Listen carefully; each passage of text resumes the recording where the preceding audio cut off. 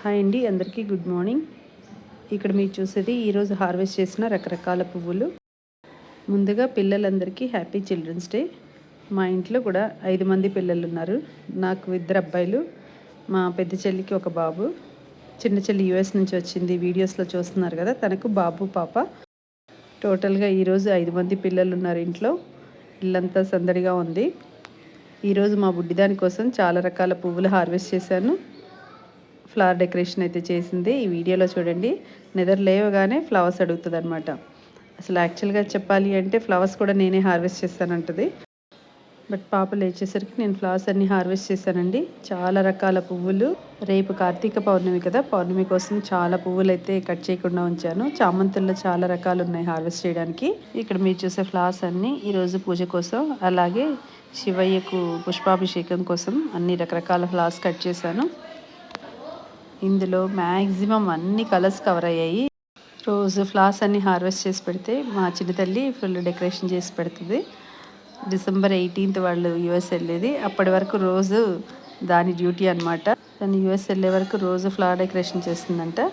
రేపైతే red colour flowers కావాలంట. Only రెడ్వి harvest చేసి ఫ్లవర్ డెకరేషన్ అంటండి. ఆ రెడ్ ఫ్లవర్స్ ఏంటో రేపటి వీడియోలో చూడండి. ఈ ఫ్లవర్స్ చూసిన ప్రతి ఒక్కరికి నయనానందం కలుగుతుందండి. కొంతమందికి మనకు ప్లాంట్స్ పెట్టుకునే అవకాశం ఉంటుంది, కొంతమందికి ఉండదు కదా.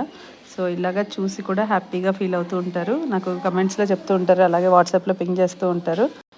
ఈ వీడియో మొత్తం చూడండి. ఈ రకరకాల శంకు పువ్వులు కానీ, గోరింట పువ్వులు, బాల్సము, రోజెస్ ఎలా ఉన్నాయో కమెంట్స్లో చెప్పండి. ఈ వీడియో కనుక మీకు నచ్చినట్లయితే లైక్ చేయండి, షేర్ చేయండి. కొత్త వాళ్ళు ఎవరైనా చూస్తుంటే సబ్స్క్రైబ్ చేసుకోండి. అలాగే మీ ఫ్రెండ్స్ అండ్ రిలేటివ్స్ కూడా ఫార్వర్డ్ చేయండి. Thank you for watching my videos. ఇక్కడ మీరు వీడియోలో చూసింది మా చెట్టుకి కాసిన కొబ్బరికాయలు. మేము హార్వెస్ట్ చేసేసరికి కొన్ని కొబ్బరి బోండాలుగా ఉన్నాయి, కొన్నేమో ఈ విధంగా కొబ్బరికాయలుగా మారాయండి. ఈ కార్తీక మాసంలో ఆల్మోస్ట్ మా చెట్టువే ఒక 30 to 40 కాయలు అయితే ఇలా తీసి డైలీ వాడుకుంటున్నాము ఇంట్లో పూజకి. నేను 5 years బ్యాక్ పెట్టి పెంచుకున్న కొబ్బరి చెట్టు ఇప్పుడు ఈ విధంగా కాయలు ఇస్తుంది. అలాగే నేను పెట్టుకున్న పూల చెట్లు ఈ విధంగా పువ్వులు ఇస్తున్నాయి. ఈ కొబ్బరికాయలతో, ఈ పువ్వులతో పూజ చేసుకుంటే మనసుకి ఎంతో ప్రశాంతత. మీరు కూడా వీలవుతే చిన్న చిన్న మొక్కల్ని బాల్కనీలో పెంచుకొని ఇలా పువ్వులు పూజ కోసం వాడుకోవచ్చండి. ప్లేట్లో చూస్తే ఎలా నిండుగా ఉందో చూడండి.